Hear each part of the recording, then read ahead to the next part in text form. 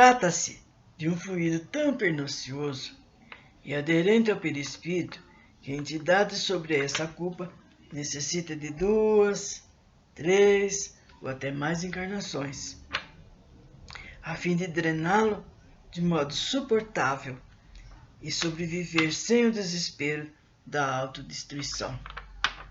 Comumente, os espíritos saturados desse fluido mórbido e que na vida espiritual afeta atrozmente o perispírito precisam se preparar preliminarmente em existências físicas anteriores, inclusive rogar a proteção de amigos espirituais a fim de os ajudarem a suportar a prova cruciante até o prazo fixado pela lei.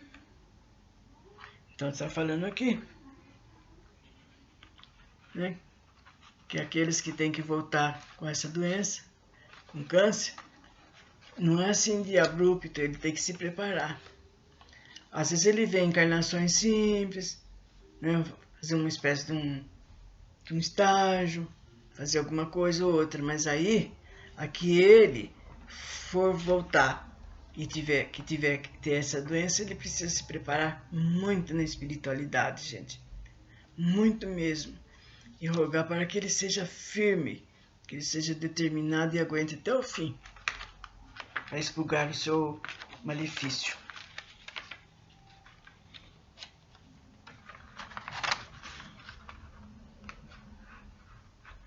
Quando esse fluido enfermiço, produto dos maus pensamentos, das más palavras, dos atos físicos, de prejuízo ao próximo, desagregando-se do perispírito imortal, atraído pelo magnetismo do corpo físico, então afeta o campo celular do homem, reduz a taxa do prana, diminui a oxigenação e aumenta o carbono, visando as células,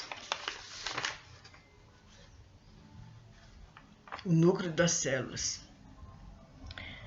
Tratando-se de um procedimento kármico contra o princípio positivo e criativo da própria vida, do qual resultam impactos de cargas fluídicas negativas que diminuem a assimilação prânica e então a tão conhecida anomalia cancerígena. O temido câncer, que tanto mais se alastra quanto a humanidade, se atira à famélica pilhagem, o prejuízo e a maldosa competição humana. No desespero da sobrevivência, as células do organismo humano entram num processo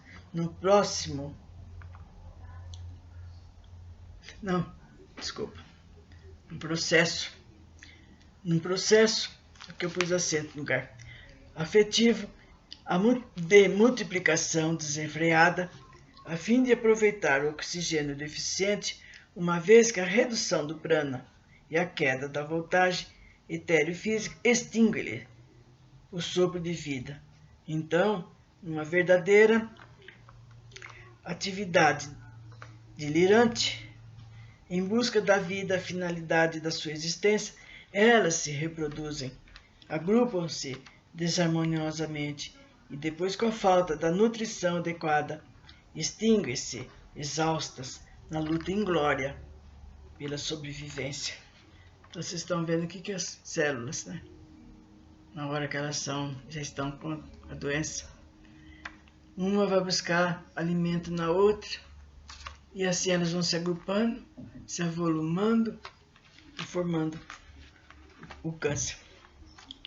Os médicos, no louvável esforço de debelar o câncer, após exaustivas pesquisas,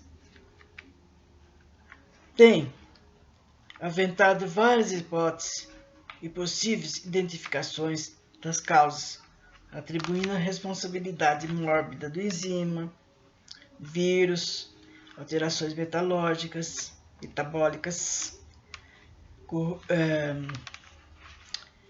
problemas químicos, o fumo, né, e outros, né, o álcool também entra, e outras origens que dão essas enfermidades. Mas essas coisas, malgrado certos êxitos do laboratório, são desencadeantes ou derivadas do câncer, cuja origem real é o fluido enfermiço negativo que desce do perispírito para o corpo físico. Atingida a intimidade do núcleo da célula pelo impacto do fluido negativo do perispírito, cai-lhe a vitalidade. Sem prana, sem oxigênio, ela entra em consequente destruição. Justamente pelo fato da anomalia cancerígena ser de base mais fluídica e menos física, muitos casos têm logrado êxito sobre a terapia de orações, passes magnéticos de ordem mediúnica. Principalmente essas pessoas que já estão terminando, os seus débitos, do passado. Então elas são convidadas para ir, os espíritos, os nossos amigos, eles mentalmente convidam. Olha, vai ter uma operação espiritual em tal lugar, ou tal médico está fazendo tratamento. Então elas vão. E às vezes elas adquirem, gente. Adquirem a cura. Porque elas já estão numa fase que ela já está debitando por completo aquilo que ela devia no passado.